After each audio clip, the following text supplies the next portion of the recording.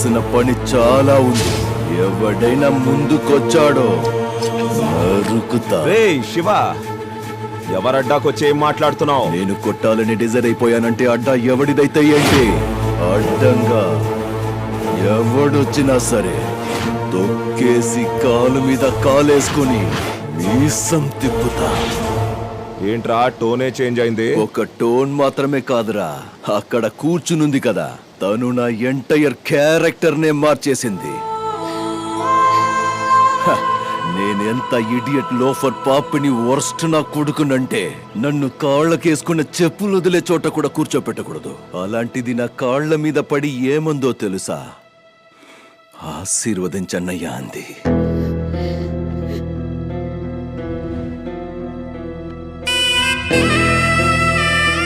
ఈ చేత్తో ఎన్నో పాపాలు చేసిన ఒక్కరోజు కూడా ఈ చెయ్యి షేక్ అవ్వలేదు. కానీ తను రాఖీ కడుతుంటే నా చెయ్యి షేక్ అవ్వడమే కాదు, ఏకంగా నేనే షేక్ అయిపోయా. తను నా కాళ్ల మీద పడినప్పుడు తన కన్నీళ్లతో నా కాళ్ళు తడిచాయి. నా తలకెక్కిన పొగరంతా తన కన్నీటితో కడిగి పారేసింది. ప్రేమానుబంధాల్లో ఇంత పవర్ ఉంటుందని నాకు అప్పుడే తెలిసింది. లైఫ్ లో ఫస్ట్ టైం. వింటున్నావా? లైఫ్ లో ఫస్ట్ టైం డబ్బు కంటే ప్రేమకే పవర్ ఉందనిపించింది. చిన్న వయసులో మా నాన్న వస్తాడన్న నా నమ్మకం అబద్ధమైనట్టుగా మా అన్నయ్య వస్తాడన్న తన నమ్మకం కూడా అబద్ధం కాకూడదని డిసైడ్ అయిపోయా. నేను మోసం చేస్తున్నానని తెలిసి కూడా నేను పిలిచిన వెంటనే ఒక్క మాట కూడా మాట్లాడకుండా మా అన్నయ్యని వచ్చింది కదా, ఆ నమ్మకాన్ని మోసం చెయ్యకూడదని ఫిక్స్ అయిపోయా. అందుకే తనని నాతోనే తీసుకొచ్చాను. ఇదంతా తన ముందు చేస్తున్నది నేనేంటన్నది ప్రూవ్ చేసుకోవడానికి కాదురా, ప్రతి ఒక్క చెల్లెల ముందు తన అన్నయ్య వచ్చి నిలబడితే ఎలా ఉంటుందో అని ఇలాంటి వేదవన కొడుకుల ముందు ప్రూవ్ చేయడానికి. నీ వెనకాల తనుంటే నా వెనకాల ఎవరున్నారో తెలుసుగా? My dad JB the king maker. Extra డబ్బులు కావాలంటే అడుగు, ఇంకో సూట్ కేసు పారేస్తా. చేతికి కట్టిన ఆధారం కట్ చేసి తను నువ్వే ఇక్కడ వదిలిపెట్టి వెళ్ళాలి. We're good friends baby. Address తెలుసుకుని సర్వీస్ చేయడానికి నేను కొరియర్ బాయ్ కాదురా, ఫైటర్. కొడితే ఎవడు అడ్రస్ అయినా గల్లం తవ్వాల్సిందే. పోయాడికి నా పేరు చెప్పండి. చేసేదంతా చూస్తూ సైలెంట్ గా ఉండడానికి ఆ శివుడి ముందున్న నందిని కాదురా, ఆ దుర్గమ్మను మోసుకు తిరిగే సింహాన్ని. వాడికున్న పవర్ అంతా యూజ్ చేయని, వాడికున్న జనాన్ని యూజ్ చేయని, లేదా వాడికి ఏదైనా ఇక్కడ దమ్ము కాని ఉంటే అది కూడా యూజ్ చేసినా సరే ఐఎమ్ రెడీ టు ఫేస్. ఒక్కడనే వస్తా, చూసింది తలకెక్కే లోపు అంతా ఫినిష్ చేసుకుని అక్కడి నుంచి వెళ్ళిపోతానంతే. బచ్చాగాళ్ళు సింపుల్ గా ఒక్కడిచ్చినందుకే లేవకుండా పడుకున్నారు. నేను సీరియస్ గా కొడితే స్ట్రైట్ గా కాటికే. ఏంట్రా చూస్తూ నించున్నారు? ఒకరు నింపుకొని పంజా విసరడానికి వచ్చిన ఆ సింహాన్ని చీల్చి సముద్రంలో పారేయండి.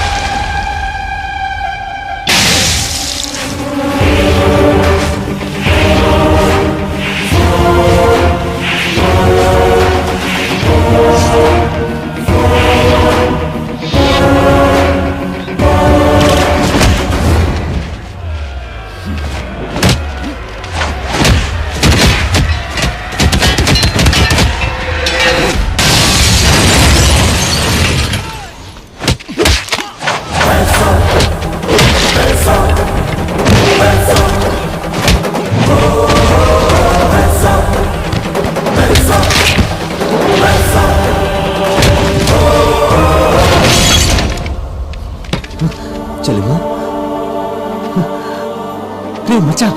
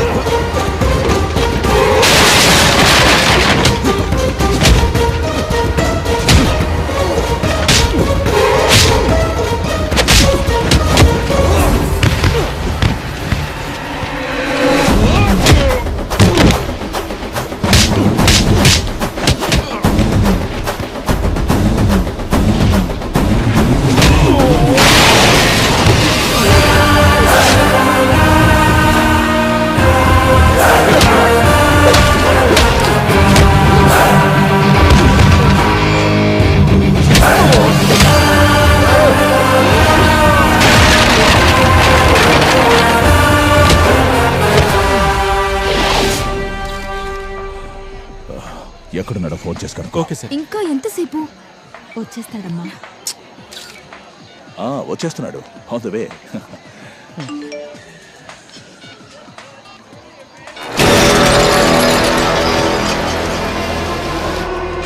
ఈరోజు వాడు ఎంగేజ్మెంట్ చేసి పెళ్ళై సంసారం చేసే ముందు కొంచెం సంస్కారం నేర్పిద్దామని వేలాడ తీశా. నా కొడుకేమైనా అయిందో? అది కూడా నీ చేతిలోనే ఉందిరా. ఏం కావాలా నీకు? ముందు వదిలేయ్. జైల్లో ఉన్న ఆ మనిషిని ముందొదిలేయ్. ఆ ఏరియాలో హాస్పిటల్ కట్టాలనుకున్న నీ కలను ముందొదిలేయ్. వదిలేమని చెప్తాను. ఇప్పుడే వదిలేమని చెప్తాను. నా కొడుకుని మాత్రం వదిలిపెట్టాను.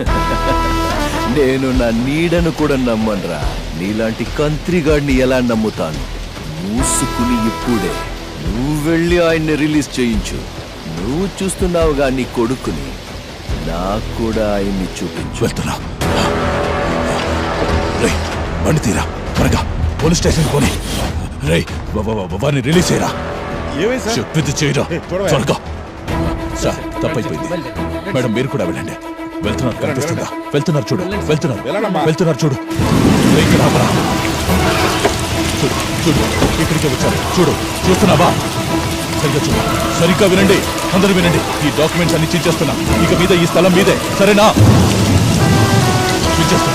చించేస్తున్నాడు చూడు.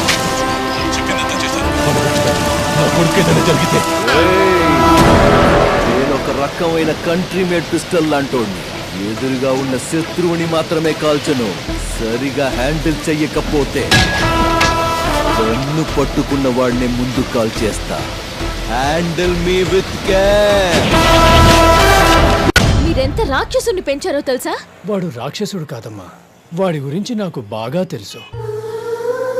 అందరూ ఉండి కూడా ఎవ్వరూ లేని అనాథలా పెరిగాడమ్మా. వాడికి వాళ్ళ అమ్మ కావాలనే పంతం తప్ప ఎవ్వరినీ బాధ పెట్టే ఉద్దేశం లేదమ్మా.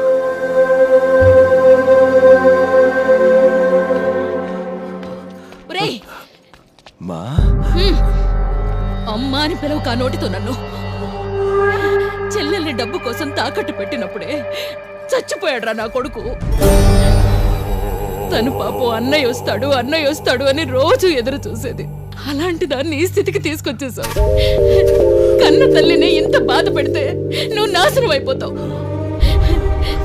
ఈ చేత్తో నిన్నెత్తుకు పెంచానన్న ఒకే ఒక్క కారణం వల్ల నిన్ను చంపకుండా వదిలేస్తున్నాను. వెళ్ళను, వెళ్ళిక్కడి నుంచి. నా కళ్ళ ముందు కనిపించుకో. వెళ్ళమనండి, వాడిక్కడి నుంచి వెళ్ళమనండి.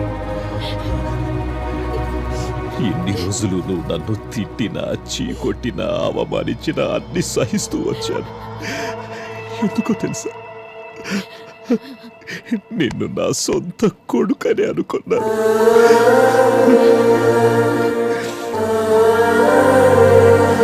కానీ నువ్వు నా కూతుర్ని ఒక ఆడపిల్లని కూడా చూడకుండా ఈ స్థితికి తీసుకొచ్చావు.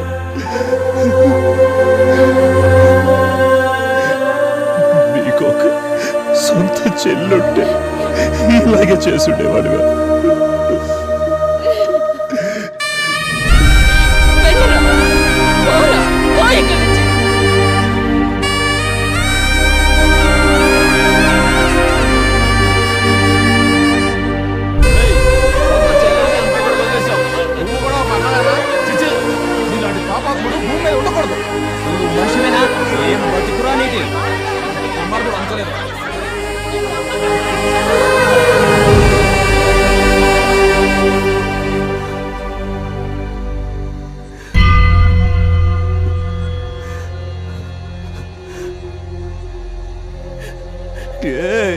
ఏ స్వామి, ఇప్పుడు ఏడవాలా? నేను ఏడవడం నువ్వు చూడాలా? నేను ఏడవను. ఇంకా ఎన్ని కష్టాలు ఇస్తావో ఇవ్వు, ఎదురించి నిలబెడతాను. ఏడవను. ఎందుకో తెలుసా? వాళ్ళందరూ నాకు బంధాల విలువ తెలియదని, హృదయమే లేదని చెప్పేశారు. నువ్వే కదా నన్ను చిన్నప్పటి నుంచి చూసింది. నువ్వే చెప్పవయ్యా, నాకు బంధాల విలువ ఏంటో తెలీదా? నాకు హృదయమే లేదా?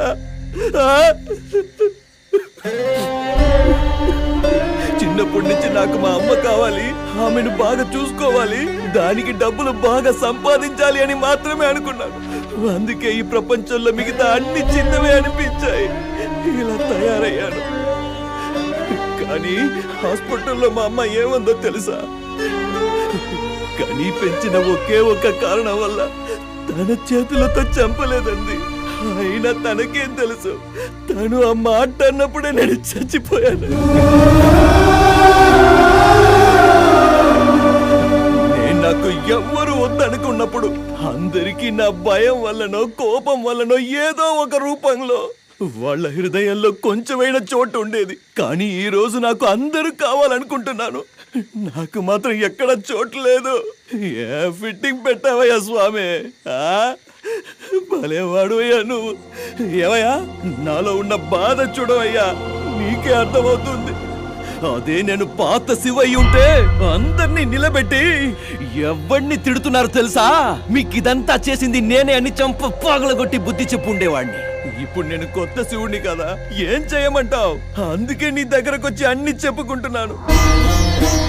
ఇదిగో స్వామి, నేనేం చెప్పకపోయినా అంతా నీకు తెలుసని నాకు తెలుసు.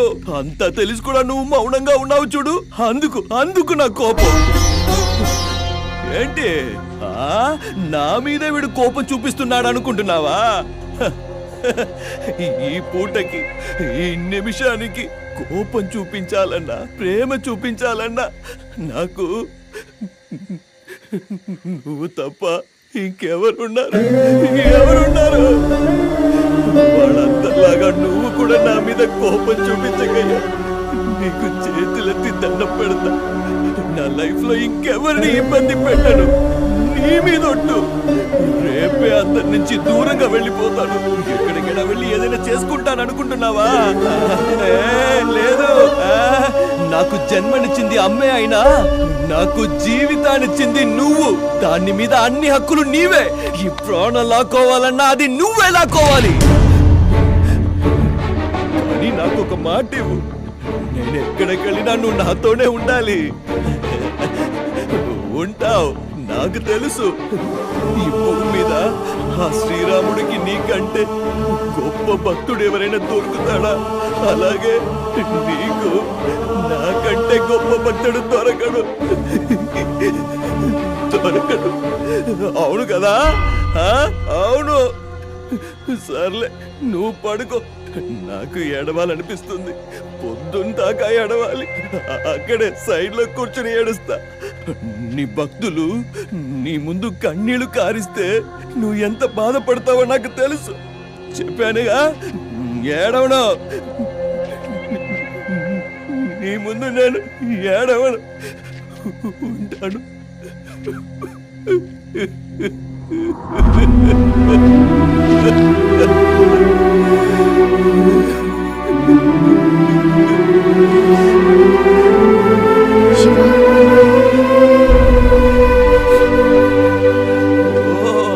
టీచర్ అమ్మా, అందరూ తిట్టారు, నువ్వు ఒక్కదానివే మిగిలావు.